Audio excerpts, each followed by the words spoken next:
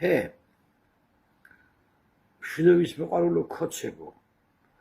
მომირო არ გინდათ რა დღე დაგიდგათ ხო ხედავთ ჯერ სათხართ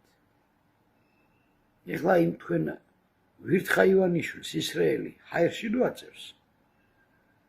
გუშინდელი დღის გამო მერე იძახეთ რომ აბა ომი გინდა თუ ანუ ესე იგი ისრაელთან და ამერიკასთან ომი უნდა ივანიშვილს და მაგას მშვიდობა ქვია